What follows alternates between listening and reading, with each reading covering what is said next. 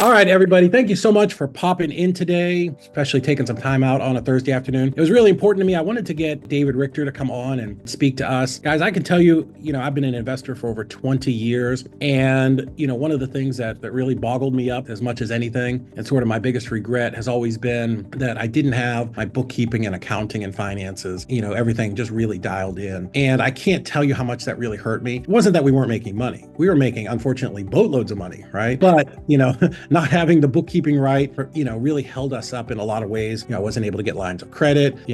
I bought plenty of houses sub 2, right? I moved into houses. I bought houses with owner financing. But when my wife wanted to have a brand new house built and all of a sudden I needed to get some bank financing, it was a little bit of a struggle. So, I really, love everything that David does and everything he stands for. And, he's been an active investor for, almost feels like as long as me, right? Years and years, a decade. Right. Yeah. But done over 850 deals over the last 10 years and has experience with everything, right? So he can certainly talk to us, in our language, right? I know he's done wholesale deals and BRRRR and owner financing and a lot of turnkey stuff. But, like everybody, he discovered early on and was a little bit smarter than me that if all that money's coming in and going right back out the door, then, all you really have is a very expensive hobby, So the goal for all of us is, I talk about this a lot, is, we want to make as much as we can, keep our expenses down, but really track what's in the middle. And, what David does is he helps real estate companies really, turn from going out of business, right? Which I was always felt like I was on the edge of that, to building cash reserves and, using the profit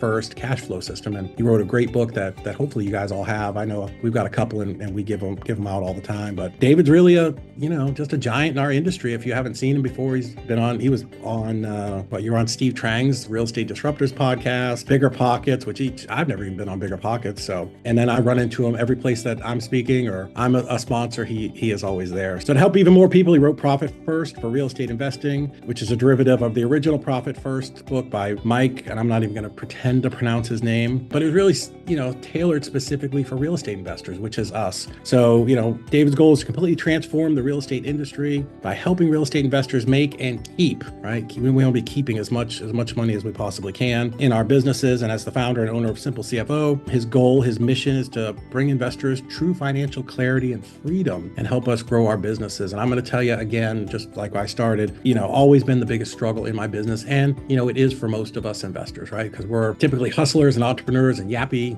SOBs. And, the part of the business we're really great at is doing what I'm doing, not the paperwork. So super grateful to have you on here, David. I'm going to make you a host. So I know you got some stuff that way you can take over and you're in charge, buddy. Oh, thank you, David. Appreciate being here. Yeah, man. Well, yeah, good to see Michael. Yeah, I see Michael everywhere, I feel like. Yeah, exactly. The investor field. So good to see you again. I'm going to beat this message back in your head, Michael, but I'm excited to be here. I love spreading this message. He told you I've been in the real estate industry for a while now, and this is just something that keeps popping up, and I have to talk about it. How many of you, has anyone read Profit First? Any version of it? Profit First or Profit First for Real Estate Investing? Then Michael raised his hand. Anyone in the chat? For the people that aren't putting their cameras on, is there anyone read the book? Because if you have, I'm going to give you a great overview today and maybe spark your interest in starting the system here. That's what I want to get you to do if you've never done that before. If you've never read Profit First, then I'm going to make sure that even though like David was saying, yes, the bookkeeping account, we're not really talking about that today. We're talking about cash. What the heck do I do when money comes into my bank account? So that's what I want to give you today. And I'm going to just share with you a very brief presentation. And then from there, if you have any questions, we'll dive into it, together. I really want to help you keep more profit, honestly, without closing more deals, without having to go out there and grow this huge, crazy business. So I'll talk a little bit about my backstory in a little bit, but I really want you keeping more from every deal that comes in. And that's the original Profit First book. And then that's my version here is Profit First for Real Estate Investing. So I just wanted to give you at least the first steps. It's going to be some actionable stuff. It's not going to be all fluff. I have nothing to sell at the end either. This is not the webinar where you get, okay, run to the back of the room type thing. I am going to give you some resources to get started, if you want that, because this just, like I said, isn't talked about a lot. So let's dive into it. I do want to ask a question first when we get into, have you ever gone to a credit card machine and you've been nervous that your credit card's going to go through or not? If you've read my book, I tell you the story of Bob and his wife, at a store, and he goes there and he's sweating bullets, just doesn't know if his card is going to go through. And it's I feel like that's a lot lot of us. Or have you ever said, man, I really want to go back to my 9 to 5, or I have my 9 to 5. Should I really take the jump, full time into real estate? And that's where one of our clients was, Joey English. Worked with him for a long time, just talked with him last week, but worked with him since about 2019, 2020. And he came to me and said these words, I hate fix and flipping. I'm like, you got to tell me what's going on. I had met him through a mastermind. He was up in front of the room. It was actually in Vegas. He was up in front of everyone up there and he started crying. I'm like, oh man, what's going on here? And he told everyone in that room, like, what the heck is, I don't know what's going on. I'm making money, but feeling broke. Like all the money's going out the back door. And he told me the real story later on Zoom when we got one-on-one. He said, I went to my CPA's office. She said, looking at your books, I'd never get into real estate investing. And you lost $70,000 this year. So good luck, type thing. And he said, I felt that big. He felt like 2 inches. He could walk out underneath the door. And he said that he went home and it got worse because he had to tell his wife. Because then he said, Ashley had started working in the business. She was actually his transaction coordinator for that year in 2019. It was helping him get the deals across the finish line. But it was so stressful. She was having seizures. Joey was working 80, 90, 100-hour weeks just to get all the deals closed and to get out there and to get the deals in the door. I mean, this was stress to the max that Joey was under. And he said that, it wasn't worth it. It wasn't worth it at the end of the year. Like, I don't love the business that I've built. And he said something I'll never forget, which I feel like really resonated with me as well at the time. He said, David, I did more deals in 2019 than I've ever done, but I lost more money than I've ever lost. And I was like, oh man, because my backstory is a little bit like Joey's, only I was working with a company and we were doing about 25 deals a month. I mean, we were doing high volume, high transactions and a bunch of different exit strategies. But at the same time, we were spending 26 worth of deals a month out the door. You make $1 million, but you spend 1.1 to get there. So it sucked. So I knew exactly where Joey was coming from. And I'm going to walk you through this today and give you some actionable steps. But I want you to know, if you've ever felt like Joey, I want to give you a little bit of light today at the end of the tunnel. If you've never felt like Joey and you're just getting into real estate or you're just starting wherever you are on your journey, let's stay away from this.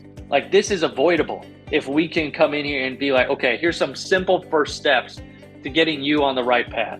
So let's go down this road together here. I will say the pain we all secretly feel, that we all, keyword there really is all. We all feel this pain. We make money but feel broke as business owners. There's so many people I've talked to across the years now, and as real estate investors, just business owners in general too, that we all feel this way. I'm doing a lot of deals, or I'm hustling, or making all the calls, or I'm closing the properties, or had the best month ever, but where did all that money go? And I hear that over and over and over again from so many different people. And I heard this, from Joey, where in the world did all that money go? We did more deals than we've ever done. And when we were doing all those deals ourselves, it's where did all that money go? I've seen this on small scales, on large scales. This is a lot of the people where if you lose sleep at night, it's usually because of the finances. And this is what we're not talking about though. Usually we talk about marketing, sales. I want to say good job for getting on today, because this is usually not the sexiest of topics. Let's just be honest. But it can be very sexy if you're going to keep more of what you're making, and I can help you get rid of this. If I can help you at least get on the right path and guide you to get away from this pain that we all are feeling. So the root problem though, I think it's very human of us. We all feel like, hey, more money solves the problems, right? If we just do more deals, if I just get that deal closed next month, if David helps me close that deal, and get across the finish line, boom, all my problems are gone. And then you're in the same exact boat the next month or the next quarter. And you're like, oh shoot, that deal didn't close. What am I going to do? It really is the mo money, mo problems. It's if we don't have the solution already in our business to take care of this problem, you just add a zero to your problems. That's really what it is. You're going to scale. I like how Keith Cunningham in his books puts it. He says, if you scale cancer, the tumor grows. And it's a lot of us have that cancer in our business, and we're just if we scale, we'll scale out of our problems, but then the problems get that much larger. So I don't want you to have that root problem anymore. I believe income does solve all problems if you have what we talk about today, a system to catch the money on the back end.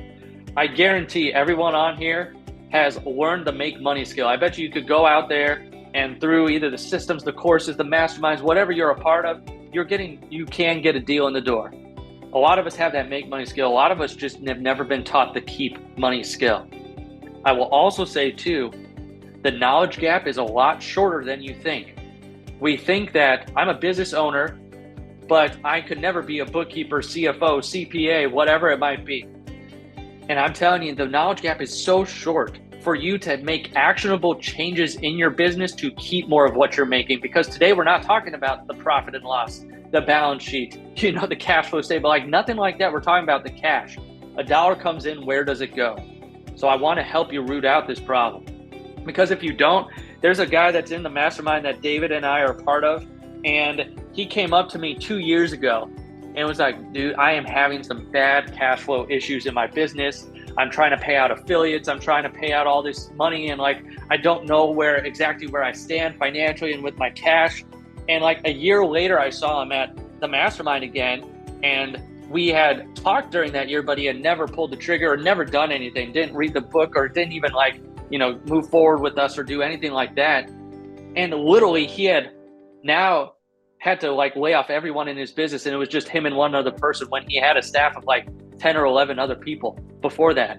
And it's literally this is where a lot of people, if you don't get something like this in place, you are that much closer to that statistic. I just looked this up again on the SBA's website. It's 48% of businesses reach year 5. Before, 6 or 7 years ago, it was 52%. So it's under half now. It's barely under half, but it's under half of businesses make it the 5th year. You know what the number one reason is? They run out of cash. They run out of cash. I literally have had people where they have been inside we've had a call with them. I remember one guy specifically. He had 21 deals in his pipeline to close. And he had I think about 15 of them on the market, and 6 were actually closing, had dates on the calendar. And that's where he told me on that phone call that, yes, I've got $1 million of properties, to close, but there's 4 that are eating me alive. The 4 that I have that are in progress, all the money's out there. And I think I wanted to come to you because I think we might need to, declare bankruptcy. And I was like, holy crud. He's got all these closings, he's got all these properties, but he's thinking about throwing in the towel because 4 properties were eating his cash alive. And I'm like, you don't have to live here. We can get you out of this situation just by telling you, how do we avoid that situation at all costs, especially if you're successful. If you have a lot of deals and you don't have a make money issue. So that's where I wanted to go from here, that a lot of people don't have good habits when it comes to their money and their business, right? Money is emotional. We learn our money habits usually from growing up. I don't know if you ever had parents that said money doesn't grow on trees. I don't know if you've ever, been in that situation, or if you've ever had anyone in your life giving you those different money mindsets. It's a lot of those habits we have as business owners because we're never taught. We're never really taught as a business owner what to do with the money. And so our current habits keep us in the rat race. I don't know if anyone's played Cash Flow 101. Great game, great teaching tool. Great if you have children to get them involved in this if you want to teach them the real estate game. But that game, if you can see in the background, you literally are playing in this wheel. There's a little wheel with green spaces, and you're literally for 90% of the game just trying to get out of the rat race where your passive income exceeds your expenses. And in real estate, we think that we almost bypass the rat race and go to what's called the fun track on the outside of that game. But a lot of us get stuck in the rat race. We are literally living like the game. We're living deal to deal, green space to green space. We traded W-2 paycheck to paycheck living for green space to green space and deal to deal living. It's I don't want that for you. Can give you some good habits here, some good things that can get you out of this. If you feel oh my gosh, when is this going to be worth it? Or I don't know if you're just starting out. If you're just starting out, it's how do I build good habits from day one? It's I don't care where you are now. And if you've heard this message before, it's what can you do from here? What will move the needle for you in order for you to take action? Because I've seen this over and over again. If you get that clarity, if you just know some of the key things that I'm going to talk about, some of these basic core concepts, simple things that you can implement in your business, you'll be on the other side saying, where was all this money going before? That's one of the things I've heard the most. So let me give you some good habits. Let's start with the wealth formula though. before we dive into, I've got 3 steps to help you actually get something started in your business. But the wealth formula, sales minus profit equals expenses. Now, most of us don't grow up with this formula baked into us. We get a different formula baked in as an entrepreneur. It's sales minus expenses equals profit, meaning I make a sale, I pay everyone else and their mom, and then the profit is some event in the future, some far off thing that I'm going to have when I sell my business, when I sell all these properties, when I get enough passive income, blah, blah, blah. Instead of it being baked into our business, instead of it sales minus profit equals expenses, I make a sale, I take my profit first, ding, name of the book, and then we got the expenses there to grow the business. It's replacing the first things first. So that's where I was like, have you ever read any of the other books out there, like Rich Dad, Poor Dad, or The Richest Man in Babylon, or what's the other famous, The 7 Habits, Highly Effective People? They all say this formula in different wording. Like Rich Dad, Poor Dad, Robert Kiyosaki says, pay yourself first, like 1,000,000 times. You've got The Richest Man in Babylon, a portion of all I have is mine to keep. You've got The 7 Habits, literally one of the habits, put first things first. And that's where we've heard this formula before. And a lot of people, ooh, that sounds good. You know, and I like when Robert Kiyosaki says that, but how do I make this a reality? How do I make this a habit in my business? That's what the rest of this presentation is about. It's making this formula reality. That's why Profit First spoke to me, because I'm like, dang it. If I would have had this back when we were doing 25 deals a month, we would probably be making 25 deals a month, but spending 10 worth, you know, and like pocketing and being able to grow from there and really build a solid business. But since I didn't have it back then, that's what took me down this road to even start this book and start this conversation. So if I can help you avoid a lot of the mistakes I made, some of the mistakes that Joey made, and really get you to where you need to be and where you can actually put more money in your pocket, and like starting today on whatever step resonates with you, that's what I want for you. So here we go. Let's dive into it. Number 1 thing you need to do in order to keep more profit without doing more deals is find what you need to keep. Find what you need to keep. And before I explain the keep number, I want to ask you it's a deeper question. This is deep. I don't want a surface level answer here. Why did you start your business? Why did you start your business? I don't want you to, if you're going to write it down, I don't want you to write down financial freedom.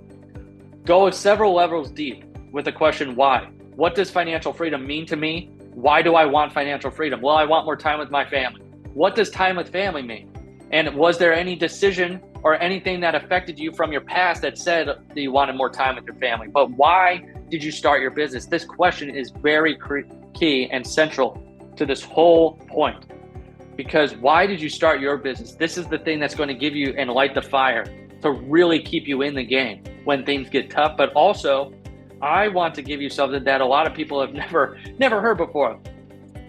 One of the biggest mistakes I see that business owners make is they build their business around the hope and pray plan. I hope I make enough. I pray there's some left over.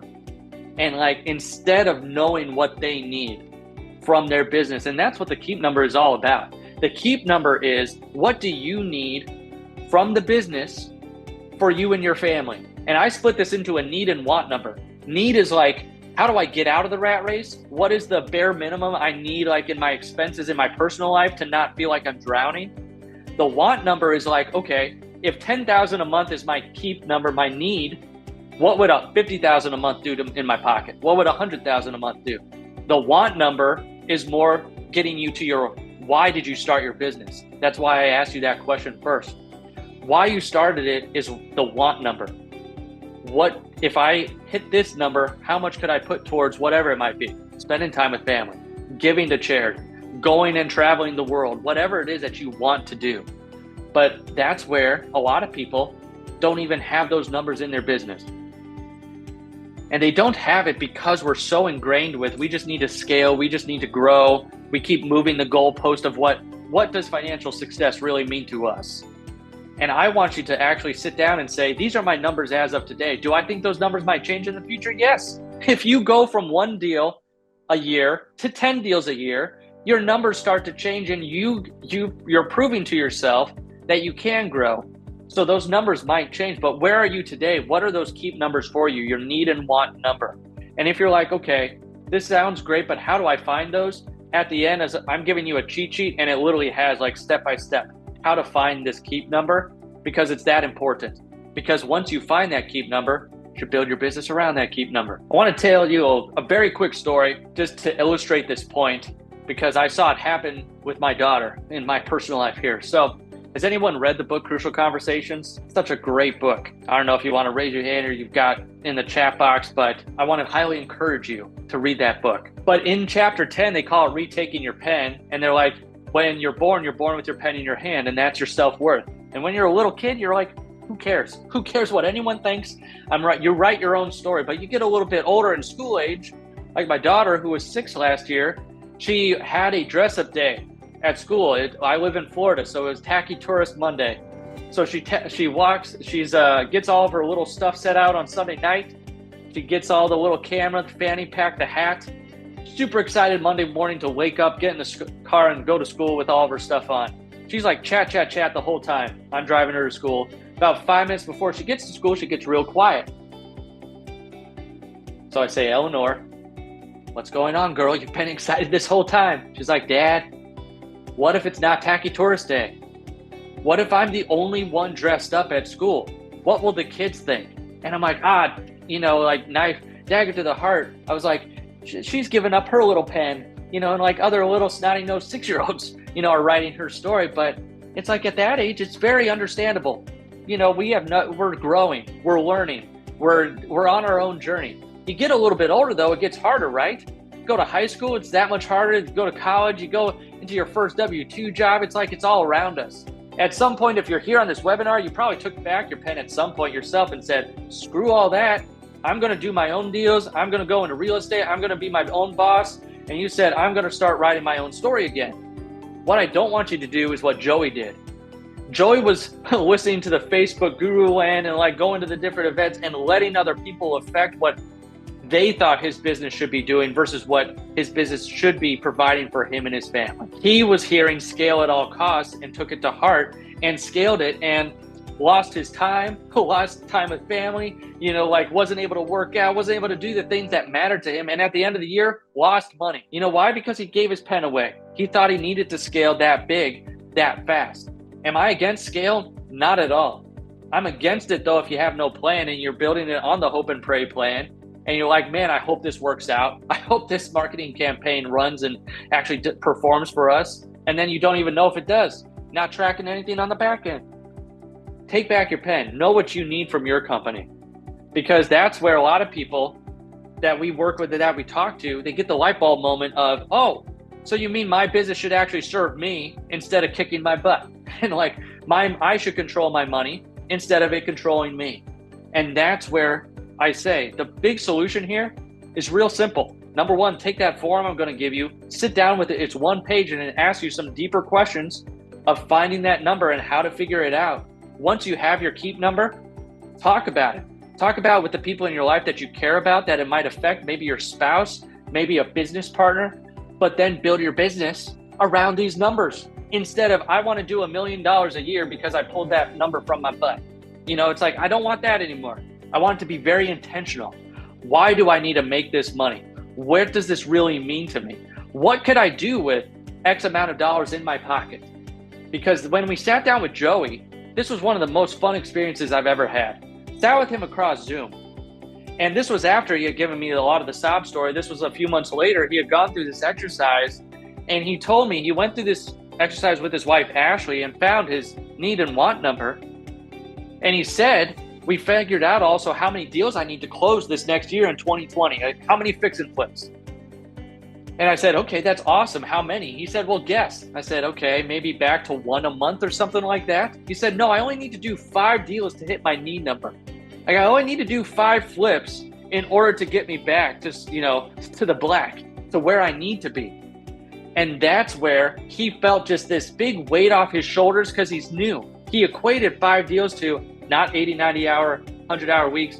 Ashley didn't have to work in the business. It's like where he was on his journey, it freed up so many things from his mind. He had financial peace before we had even dove into a lot of the other numbers.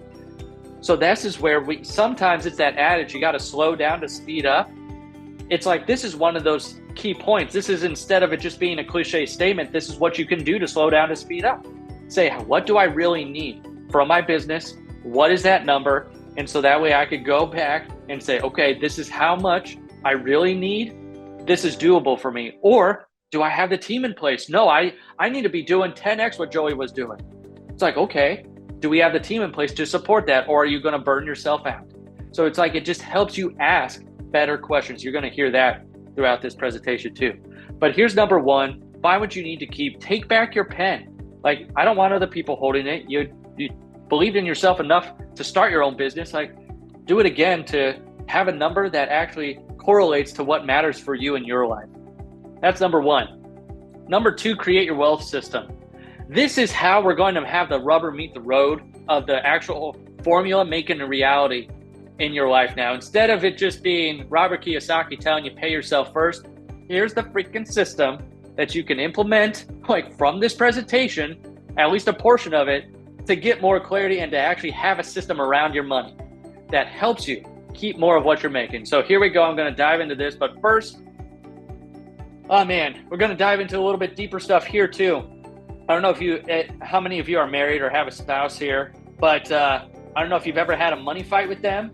I talk about this in my book that my wife, Angela, and I, before I went down the Profit First road and a lot of the stuff that we have in place today, this was definitely a sore topic in our marriage. I thought I was the ultimate saver. She's the ultimate spender. I'm right. She's wrong. Had a horrible outlook on this, but I'm just being very honest with you because, this is something that a lot of us go through.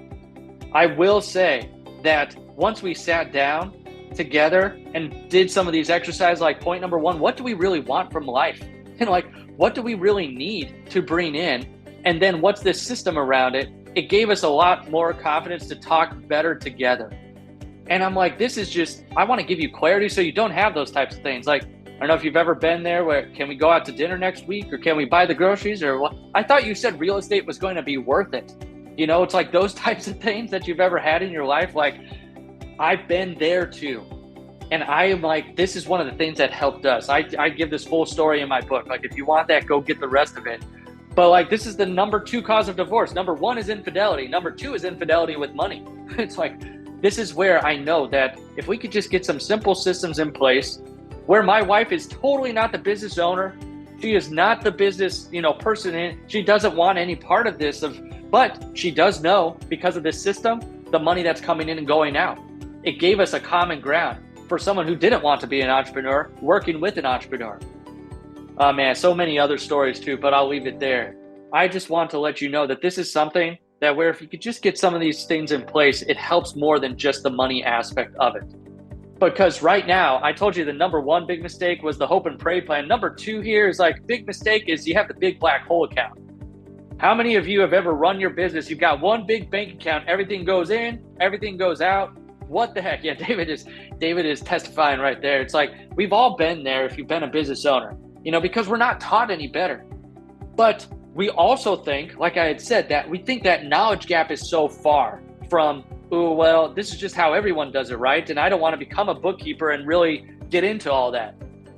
Well, if you take what I'm about to tell you here, there's some key things that you're already doing as a business owner that you can utilize inside of your business to become a better financially savvy business owner and know where your money's going instead of having that black hole account where the money's sucked in and sucked right out again. The three things that I'm going to teach you here, because if you have one big bank account, you probably do not know these numbers in your business. As simple as they are. What you make, what you spend, and what you keep. What's coming in, what's going out, and do I get to keep any of the dang money? I want to give you this system here because if you've got the big bank account, it's going in and out.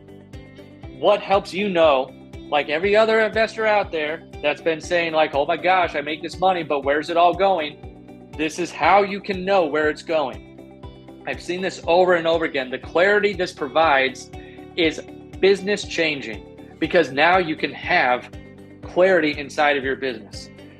Because I don't know about you, but when you were young, or maybe if you have young children, scared of the dark, right? Like, let's turn on the lights, get a night light in here. Like, let's put the, like my daughter doesn't do this now, but a few years ago, she would want the closet door open at night, like to make sure the monsters didn't come out. What I'm going to do here in this next little section is help you turn on the light. Because even if it's scary behind the scenes. Like, I'm not sure if we're doing well or not. Once you know the numbers and you have clarity of where you stand, we can see that it's not as scary as it is. Even if it's a horrible situation, you're bleeding money. I've seen people literally hundreds of thousands of dollars in the hole bring themselves out of it. Like in the real estate investing world, Joey was $70,000 in the hole. He's still in business. I'll tell you more about that at the end of point number 3. But this is where, if we can just give you this system, it's going to turn on the light for you and you don't have to be scared of the monsters in the closet anymore. Profit First is built on the modern envelope system. So Dave Ramsey's made that very, very popular in the personal finance space. You might have had parents or grandparents that did this in your personal finances, but it's the concept of you give every dollar a name and you mark it. It's like at home, you could put your money in envelopes. In business, you're probably going to open up bank accounts because it'd be silly to stuff hundreds of thousands of dollars in an envelope. So what we're going to do is set up physical bank accounts to be our envelope system. The first 3 that I recommend, I call the Golden Trio account because of 2 reasons. One, I definitely look like Harry Potter, but I love Harry Potter and Star Wars. But it's like, that's where these big epic sagas, right? We love these stories, the hero's journey that we go on together, right? And it's like, you and your business are so much more important than these big epic sagas. You and your business are your epic saga. You are that hero on that journey. We need to make sure you have other companions here, making sure you win along the way and that you actually have a business that you can either sell, pass down, or do whatever it is you want with that. Why you started your business. The first 3 accounts I call the Golden Trio because they help you keep more of the money you make. Here they are. The first 3 accounts to set up physical business checking accounts: profit, owner's comp, and owner's tax. I want you as a business owner to know I've got profit, owner's comp, I can pay myself, and owner's tax. When tax time comes, I can pay the tax bill without worrying about it. These help you keep more. The biggest confusion people have is number 1 and 2. Isn't my owner's comp profit from the business? I'm talking about cash. I don't want profit to be misconstrued by everything you've heard out there in the bookkeeping, accounting world, what profit is. Profit here is a physical bank account that you set up for money that you take from every deal, a little percentage, and you put it in there. Once a quarter, you celebrate and say, yes, this is why I started it. And then you use that money for your why. Owner's comp is for the work you do in the business. If you're on this webinar here today and like on this Zoom room, you probably are still doing work in your business somewhere. So if you're doing work, you should be paying yourself something. And you say, well, I'm just starting out. Okay, start small. Start with 1% of what you're making or something. But we have to get into the habit of paying ourselves. So that's about paying yourself consistently. And owner's tax is making sure at tax time, where we're right in the thick of it, February 29th here, like before the taxes are due on April 15th, it's like, I want to make sure that when that time comes, you don't have to worry about that tax bill. You've been siphoning a little bit of money away from each deal that closes, boom, tax time comes, I don't have to worry about it. But these 3 are to help you keep more of what you're making. I do like these other foundational accounts. This is the whole system here. All the accounts that you could set up as a foundation. OPEX you already have, number 5. So that one you don't have to really set up because that's usually the black hole account. It's everything that goes out of the outflow of money is OPEX or operational expenses. Number 4 though, income. I like to separate income from OPEX because I like to see money that is just literally income is just a holding bucket of all your deposits. A deposit comes into income and it sits there till you transfer it to the Golden Trio first. See, profit first. We're trying to keep the money first. And then we transfer the rest to OPEX to grow the business and to pay the expenses and everything that outflows. But now you're controlling the money. I do throw in number 6 for the real estate investing community specifically. This is the one that I put in there in my book that isn't in the original one because OPM, what's that stand for? Other people's money, right? So if we're going to take other people's money, private money, to do a rehab or a project or fix up a rental, I do not want to mix that in with the money to run my business. I want that in its own separate account to run the projects. Because come on, I mean, if you got to treat your private lender's money like gold, number 1. Number 2, I mean, if lender A's funds run out and you go to lender B to fix, project A and finish it, there's the makings of a Ponzi scheme right there. Orange jumpsuit time. So it's like, let's stay away from that as far as possible. And it's like, we've been there. You know, like if you're doing a high volume of deals, it is very easy to get in that situation very quickly without something just telling you and screaming at you like, hey, you are running out of this lender's funds. These are the foundational accounts. But if you're like, holy crap, Davey, like really, you want me to go away from this thing and set up 5 bank accounts? Here's the thing. I told you, I want to give you good habits. So if you're like, okay, where can I start? What's the simplest thing I could do? Open up the owner's comp account. Start paying yourself consistently. Get in the habit of from every deal that closes, a little bit goes into another account, and it's literally to benefit you. That's where you can start. If you're like, this sounds awesome, I already do this in my personal life, like this makes sense, because some people, the light bulb clicks and like, of course, why didn't I think of something like this? This is where you can set up the full system, and it's like, okay, go and run with it. But if you're like, you need those baby steps, start with 1 account. That's what I want to make sure you as a business owner are not controlled by your money, that you control it. If you have 1 big bank account, it controls you. It controls you a lot.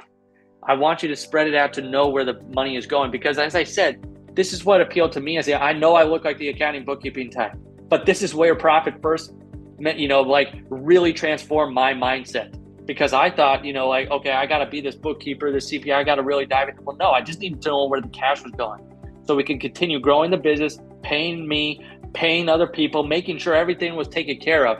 But this was through the bank accounts. I didn't have to become this financial guru in order to go out there and make a difference right then today in my business. So then from here, this is a screenshot of Joey. Joey sent me a text message with his bank accounts, because he was one of those people like, man, I got to set up a bunch of bank accounts. I'm like, yeah. Like, did you like losing $70,000 last year? I'm like, yeah, let's try something different. So he set up all the accounts, and then he sends me a picture like this every year. Here's all my accounts. I'm never going back to 1 account.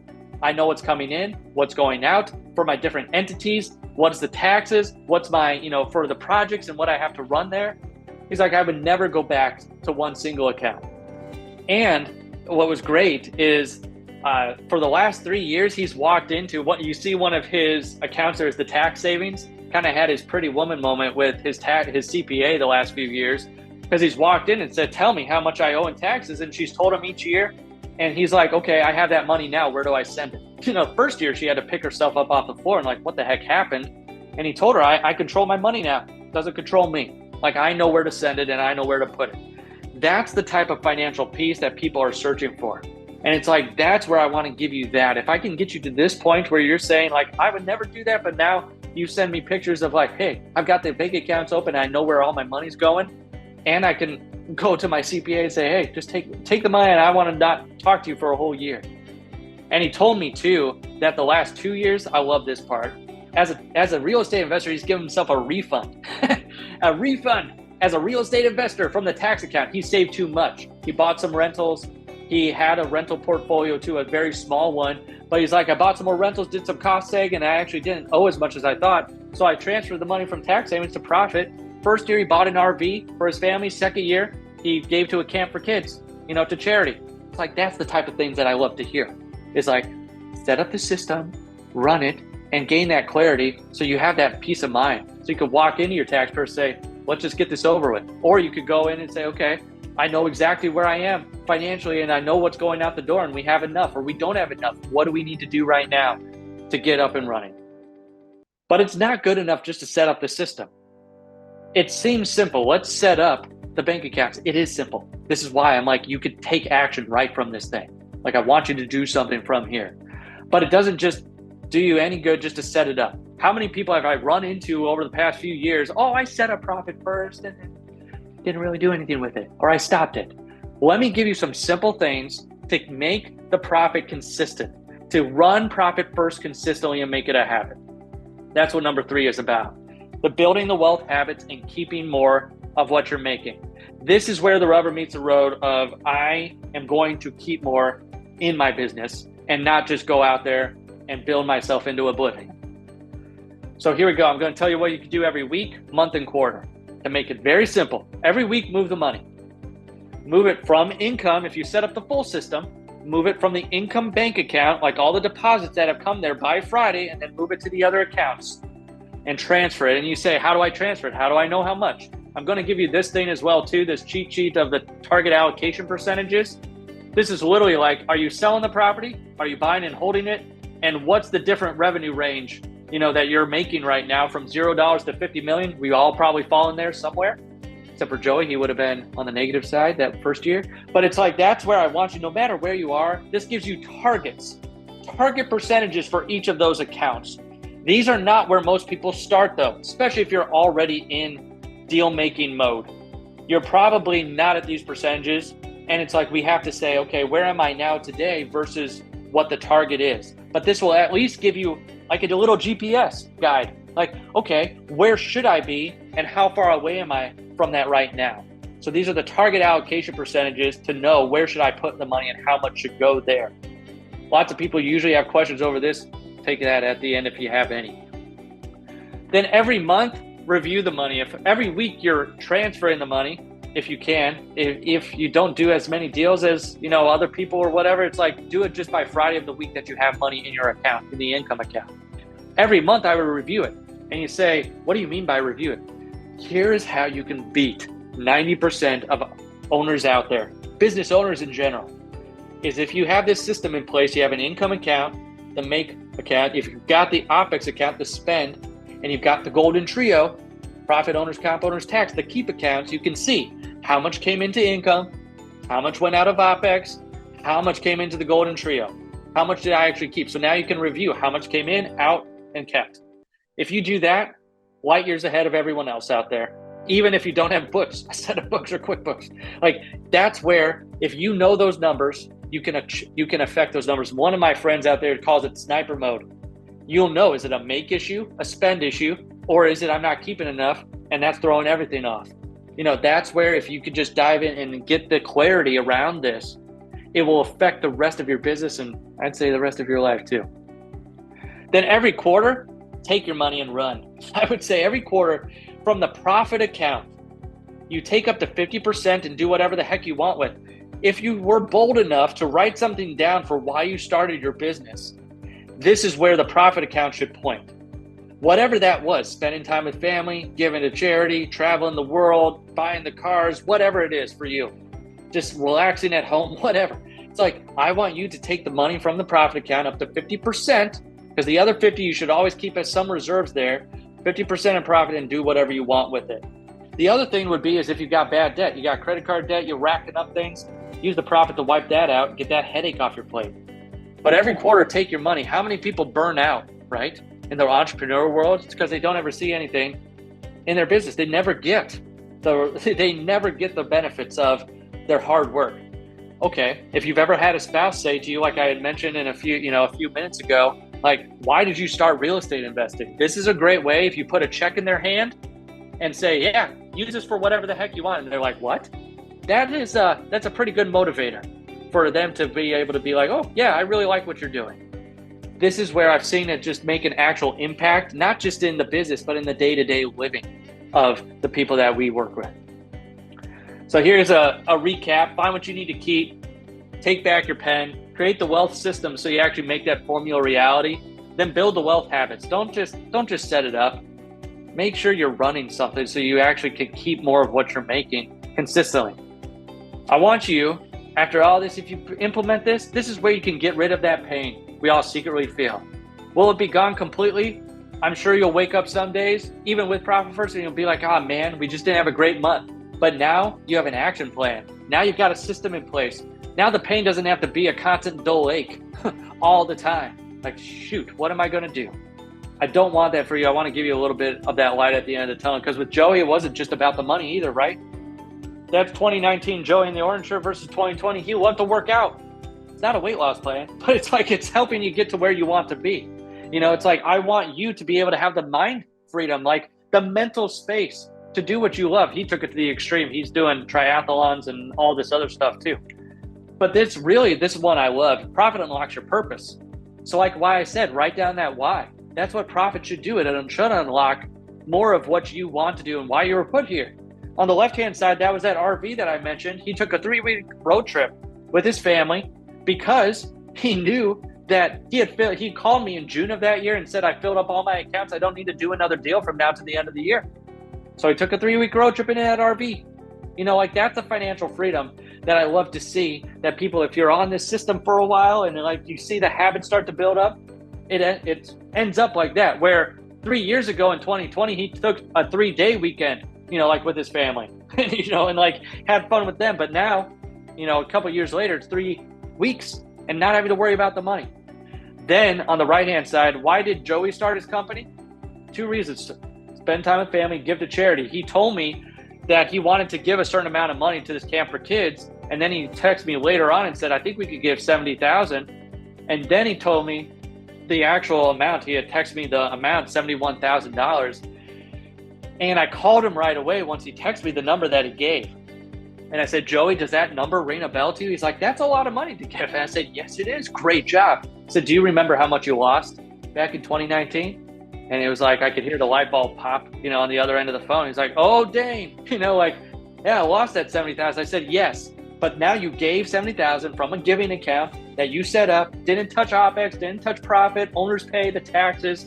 You were able to give. And this is why I'm so passionate.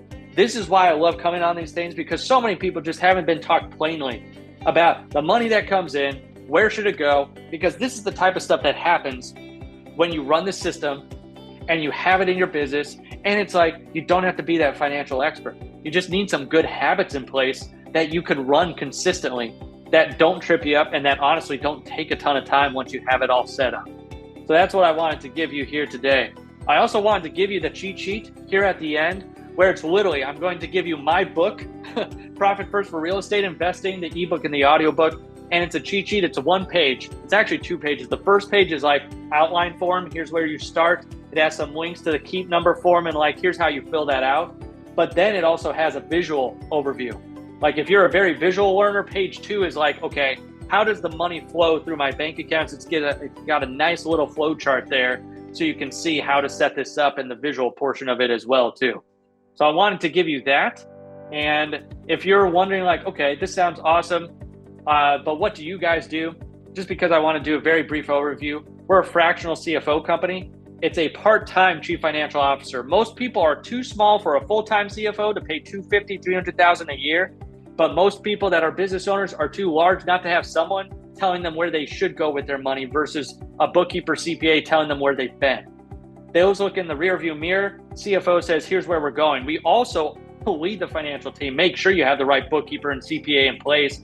So a lot of people have that trip them up. We take that hat off your plate too. Usually the owner's wearing the CFO hat and they usually suck at it, because they don't know how to manage the bookkeeper and the CPA and get the numbers they need. We help you implement Profit First. Then we all tie it into a dashboard, which is our GPS for you. Let's plug the numbers in and where are you going to end up if you stay on the course you are right now? Or what do we need to change inside the business in order to get you where you need to be? And you can book a call with us if you want to. It's really, we're not going to sell you hard. If we are a good fit, great. If we're not, here's a bookkeeper, CPA, someone like that we can ping you to. Here's the QR code if you want that. If you want a cheat sheet, set a call with our team. But I want to make sure you get the resources. This is where no one usually has talked to you about this before. As a business owner or as an entrepreneur, these are the first steps, to keeping more. Setting up the system, running your keep number, setting up the Profit First of the different bank accounts, and then running it from there. Just some simple steps that you can take. I've heard so many people just do some simple steps and then they go to that next step and it just transforms their business and a lot of the personal aspects as well too. There you go. You could go to that link or you could go to that QR code, but now I'm just going to open it up to questions here at the end if anyone has any. But thank you if you stayed on this whole time. I know sometimes the financial stuff isn't as exciting, but I want this to excite you. Because if you're going to go out there and bust your butt to make money, you might as well keep it too. Might as well go out there and keep what you're making. So there you go. David, that's amazing. And you said exactly what you said, right? Is if you're going to earn all that money, you might as well keep it. And I can't tell you all the problems that we had. And we were making boatloads of money. We're doing a bunch of rehabs and, we just weren't putting any money aside for taxes. And then right. Had to be on a payment plan with Uncle Sam. So that's real stuff. And, to anybody that's an investor doing any kind of volume at all, if you're ignoring these things, it will come back to bite you at the end. You can't hide from Uncle Sam. It just does not work. So I love that he was able to give $71,000. That's an enormous number. So that's fantastic. Yeah, that's what gets me excited because that if you read my book, that part wasn't in there because he did that after I wrote the book. Like I had the first part of his story and like some of the turnaround, but like that's what's happened since the book was written. I'm like, yeah, That'll be volume 2. Yeah, it needs to be in a volume 2, that's for sure. Keep getting asked that question as well. Nice. So, Yeah, cool. you need to update it for sure. Well, cool. You guys anybody have any questions, or hopefully everybody was able to scan that QR code? I know I made sure that I got it. Funny story, Dave and I think we share a bookkeeper. And the first thing when I signed up with him, he sent me profit first. I'm not sure if that was a subtle reminder to get my act together or what it was, but I'm like, that's great. This is great. So that's awesome. But yeah, so guys, any questions, anybody at all? We put the link in the chat here where you can book a call as well. I can tell you guys, I've been on a call with Dave's CFOs, and they are a smart bunch of guys and gals there that can really bring a lot of value to you. So I would encourage you to definitely reach out and don't do like I did. Don't be dumb. Get ahead of this stuff as quick as you can. All right, I guess everybody scanned it and is going to go ahead and book a call. There you go. If you have any questions, the biggest one I get is usually if I have multiple entities, what do I do? Like I would start with your primary one. Like Joey started with fix and flip because that was his money maker. Right. Then he started with his rentals after that, because he saw it working in the primary entity. So it's like, take it one step at a time, make it simple for yourself. Don't overcomplicate it. I write a whole chapter on how to mess it up. And it's like, you just don't start, don't start the system. That's how you can mess it up the most. Just start where you can. Yeah. It's better to start and screw it up 20% than to have not done anything. Yeah, exactly. As a guy who's had to make big payments at the end, I was glad when we started keeping it in a little separate account. So it makes it a lot less painful to write those checks. Yeah, for sure. David, thank you so much for coming on, man. That was absolutely amazing. I've seen you do it in live a bunch of times, and I'm always fascinated. The stories are great, and just the message is good. Get your finances in order just as quick as you can, because I'm testimony to that it's painful when you don't. So yeah. For sure. Well, I appreciate that. Thanks for having me on. Yeah, no, man, I appreciate you making time to come on. Everybody, hopefully we will, you guys got the free book and everything for David, and definitely book a call. At least talk to him and see how, they'll take a look at what you're doing in your business and what your goals are, and try to at least get you pointed in the right direction. And maybe there's a solution, maybe not, but definitely book a call with them. Awesome. All right. Thank you very much. Have a good day.